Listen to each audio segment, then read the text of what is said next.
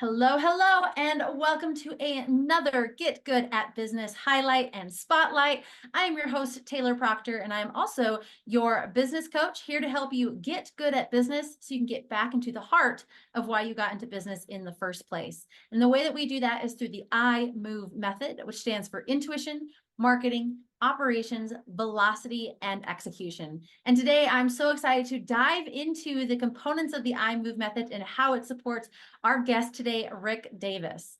Rick has invested 37 years in the fire service, with the last 15 as a battalion chief. He rode his first fire engine at 3, began hanging out in the firehouse after finding his dad on the floor from his 5th heart attack, became a firefighter at the age of 18, served as a firefighter in New Jersey, the USAF, USMC, and Loveland, Colorado, and he is the author of The Furnace of Leadership Development, and now provides leadership and career coaching, mentoring, and teaching for firefighters. Thank you so much for joining me today, Rick. We're so excited to dive into your story, your business, and help others get good at business by learning how you're doing it with yours. Well, thanks for having me, Taylor. I appreciate the opportunity to be on with you. Yes, love it, love it. So let's dive right in. What was that pivotal moment or experience, especially with a 37-year long journey in the fire service, that inspired you to transition to providing the leadership coaching and mentoring to your fellow firefighters? It was I'm not sure I would just describe it as a one singular moment. Mhm. Uh, I've always, had an interest in the fire service, like you said in my bio. Definitely a pivotal moment was, when I came home from school and I found my dad, on the floor. And as I watched the neighboring fire department load him into the back of the ambulance, and I said that I'm going to do this, as a career, and I set my sights on that. But it was several moments that led me to where I'm at right now. And when I was promoted to a battalion chief's position, I was a shift commander, and I had that opportunity to not only respond to a wide variety of incidents and emergencies, but to be out in the fire stations with the people that were assigned to my shift. And so I spent, a lot of time out there. I was determined that that's what I was going to do. I was going to work with them, I was going to mentor them, teach them leadership, teach them lessons that I'd learned, and share with them some of the stupid things that I did in my life so they could avoid that. So as that progressed through time, I really enjoyed pouring my life into theirs. When I first came in the fire service, it was a lot of responding to the calls, right? And when I came in, we rode on the back of the engine. And so as I progressed through the ranks, I really had to shift what I was doing that brought me to satisfaction. I always had the satisfaction of responding to emergencies and helping people out. But there's something different about working with people and seeing them change, seeing them grow, and seeing people on your shift promote up through the ranks. So it was a gradual progression. And I got to that point as like, this is what I want to do. When I leave the fire service, I want to do this full time. So essentially now what I'm doing with the coaching and the mentoring and the teaching is a lot of the same that I was doing when I was on the job, except I'm not wearing the uniform and I'm not responding to emergencies and I'm not working a 48-hour shift. Yeah. That's amazing. And I love that you really saw the need and have continued to fill it. And then after retiring, going, okay, let's fill it even more. I love that. And I Yeah, love that thank you you. found, like, that's really a niche, right? You still work with Mhm. firefighters and emergency responders. It's not like you're talking about coaching and mentoring outside of that, which I'm sure you could do, but it's Mhm. really honing in and feeding back into your roots. Yeah, I do have a few people that I do coach and Mhm. mentor that are not firefighters, but I just returned from California late Friday night. I work with a gentleman. I've been working with this fella since 1999. And in that aspect of what I'm doing is we were teaching hazardous materials, incident response, and mitigation. And I had the opportunities to seed in leadership aspects. And then another area that I'm really fond of teaching is situational awareness and decision making. Mhm. And there was one younger firefighter in that class that I really connected with. He's a captain with Cal Fire, the big California state organization out there, and he's facing some very unique challenges in his position. And so I was able to spend time with him. We were out for supper one night and just talking about those challenges and sharing with him, some of the same things that I had. And so, yeah, you're right. It is a niche, a very specific niche, but I love working with the firefighters. And also, I'll add in that particular class, we had several people who were from the county health department as Mhm. well. So, it starts to spread out a little bit beyond fire. Yeah, but all in areas where it's people helping people and of service Yes. and support. So good. Yes. Yeah. So you mentioned that you coach on leadership and decision making. I would love to move to the I of the IMOVE method and talk Mhm. about how intuition has played a role in shaping the direction and the decisions that you make in your coaching and mentoring business. I like that word intuition because as I have studied decision making and I really started delving into it in 2007. And then I had the opportunity to attend the National Fire Academy's Executive Fire Officer program. It's a 4-year program back at Emmitsburg, Maryland. And you have to write research papers each year that you go. 2 of those years, my first year, my paper was making rapid tactical decisions under stress. And so intuition comes into play with that. And what I have learned through my studies is our intuition is built through our experiences, our training, our education, the people that we are around, those things that we observe. So let's go back to that gentleman I was just mentioning from Cal Fire. Just talking to him and listening to him from an intuitive standpoint, I'm picking up on things that he's not saying that I can now clue in on and start to question him and draw it out of him just because of that intuitive standpoint. I love that. And so, what about when you're looking to, let's move to the M, when you're looking to market your business? Because you're obviously very reputable. You've got a great reputation in the industry, have done it all for years. How do you market yourself to these firefighters as a leader, or these firefighting agencies as a leadership and career development coach? That has definitely been one of my biggest challenges since retiring from the fire service, that long career, 37 years, and now coming into this, that marketing aspect has definitely been a big challenge. I have done it through networking, which, that's benefited me in other areas, but in from this niche, not necessarily so. I do a lot of still one-on-one meetings. I met this morning with one of the firefighters from our department here, so I do a lot of that still, and so that one-on-one with them, but also from the marketing standpoint, I write a weekly blog. I Mhm. get that posted up on my website, and then I post that back out on Wednesday mornings on my LinkedIn profile. And then I have a business Facebook page and another group that I created on Facebook is called the Firefighters Leadership Network. So I post that blog out there as well. In February, my daughter Emily and I, we launched our podcast, and we're doing that every other week. And it's called Firehouse Talks with Jersey Rick, Igniting Leadership Excellence. Because I'm not originally from Colorado. I grew up, was born and Right. raised in New Jersey. And so I've been marketing that. And even just coming back, referring to that class I just came back from there in California, when I mentioned that, there were people that started listening to the podcast and getting feedback. So those are those big areas of how I'm marketing myself: the podcast, the marketing with the blog, and then the one-on-one. I love that. That's amazing.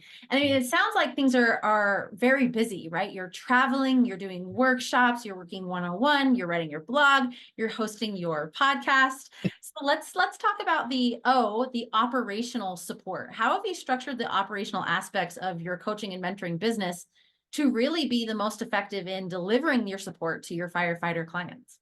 One of the big things that has helped me out from an operational standpoint, if you've heard of or familiar with the author John Maxwell, Mhm. is, I'd followed Maxwell for a number of years. And when I retired from the fire department, 3 days later, I joined the John Maxwell leadership team. And so operationally there, I mean, the resources that I have available to me are just absolutely incredible.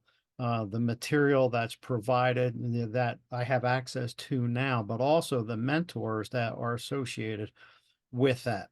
So I'm a very structured individual. Got my Franklin planner over here on the desk. I got my whiteboard up here that I have the things that I have a list of recurring things that I do.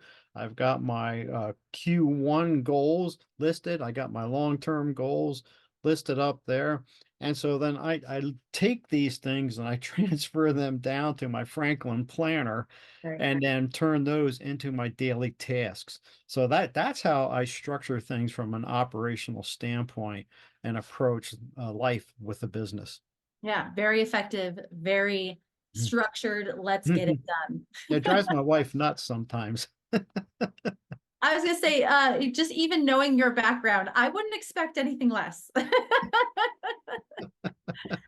So let's talk about some of those key strategies or approaches that you've been implementing to really maintain momentum and drive growth in your business, especially within the competitive landscape of like career development services. Mhm. What strategies have you implemented to apply that velocity?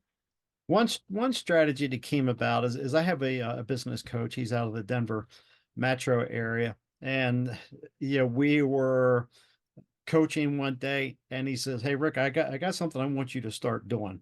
And he says, "Start making videos and posting videos about the fire service." And he was specifically referring to all that stuff behind me because I've been collecting fire department memorabilia since I was 4 years old. And I have a lot of stuff. And so Gary is his name. And so it's like, yeah, okay. So from that strategy standpoint there, that's helping me, reach out to a different audience. So I post those videos on Tuesday mornings out on Facebook, and I've been getting a lot of feedback through Facebook and also other comments coming back to me from people who have never ever been in the fire service saying, "Oh wow, we didn't know anything about this." Like last week, I posted a video and talked about fire extinguishers that are in my collection. So that's that strategy there, reaching out to that element of people that potentially could become clients. But another part of my strategy, Taylor, is I've developed a 5-hour program to help people interview better for those people who want to come into the fire service and then also those people who are going through the promotion. What I do is I sit down with them and I take them through an exercise to identify their core values. As through the Maxwell team, I got certified through the DISC behavior survey or assessment, not survey, assessment as a consultant. And the report that we get back is 30 pages. So I give that to my client. I tie that information in, and we have things that are proprietary to that report that aren't in others. I take that information, tie it in with their core values, and then I have a 6-page document on interview tips and tactics and another 6-page document on interview questions. I ran the recruiting program here at Level and Fire for 3 years. Hmm. And so, I've sat on a number of those panels.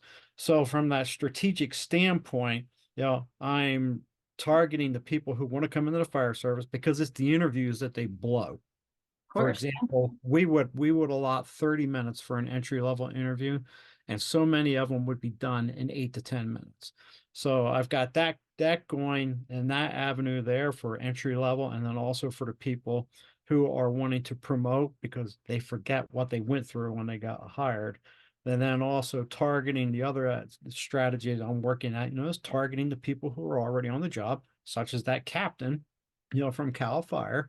And then now, posting up those videos and, reaching out to people who aren't in the fire service. And hence that translates into some of the people, that I'm coaching and mentoring that never will be firefighters. Yeah. Also, I mean, it's such a great strategy too to look at, okay, now there's people who are aware of you and what Mhm. you do, and you never know who they know who are firefighters or looking to promote up in the firefighting world. So I think Right. that's beautiful. Right. A lot of sense. Yeah. And one of the other things too, and I had a lot, I had a lot of technical issues that I worked through in 2023. When you get held hostage by somebody who's managing your website and it's not going very well, uh, that finally got straightened out towards the end of 2023. But I created an online companion course that goes with my book, The Furnace of Leadership Development. So now that those technical issues have been overcome, I can concentrate more on marketing that as well. I think that's a perfect segue into our E of iMove, which is execution, that next big thing that you're focusing on. So is it the marketing and moving through those next steps? Yeah, it would be. It would be the marketing, working at, what is effective. I had a conversation yesterday with another firefighter. He's a captain on a neighboring fire department, and him and his brother go to our church. His brother's on another fire department. So myself and this gentleman, his name's Michael, we were talking about it, and and in the fire world, it can be, saturated. There's a lot of instructors that are out there.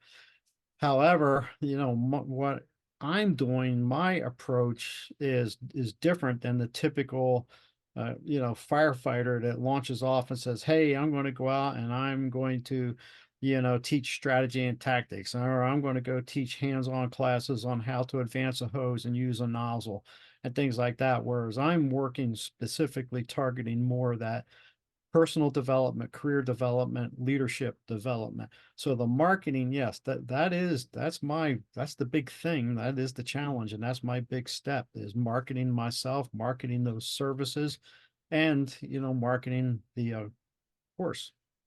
Yeah, absolutely. So speaking of marketing yourself, Mhm. where can our audience find out more information about you, about your course, about your book, etc.? They can find out about the book and about the course and more about me and other courses that I teach as well and what I provide at my website, which is fireofficerleadershipacademy.com. My email is on there. Our podcast, Firehouse Talks with Jersey Rick, Igniting Leadership Excellence, is out on Apple, Spotify, iHeart Radio, and Google. And then also, I'm on LinkedIn. I put a lot out there on that platform for any firefighters, anybody who knows a firefighter that is listening to this. I've got the Firefighter Leadership Network group on Facebook that I'm using to reach out to firefighters and fire officers from there as well. Beautiful. You heard it here, folks. All the wonderful places to connect with Rick and learn more about him, connect with him and his services. So Rick, thank you so much for joining Thank us today. you. I And appreciate it. those of you who are watching and listening, thank you for joining us. As always, stay tuned. There are more Get Good at Business highlights to come. And if you like the idea and the concept of the iMove method, you want to dive into learning more about iMove and how you can use it and apply it to your business, I want to encourage you to check out the Get Good at Business monthly mastermind. In that mastermind, we have weekly networking and co-working sessions. We have every other week a training within the iMove method. And on the off weeks, we have hot seat Q&A dedicated to helping you get good at business right away as you're implementing. So if you'd like to learn more about that, it's $27 for the first month to get your feet wet and $97 a month after that. You can go to getgoodatbusiness.com and find the link to check out more about the mastermind. So again, thank you so much for joining us today. And thank you again, Rick. It has been a Thank pleasure you. and a delight. And stay tuned for more Get Good at Business highlights to come.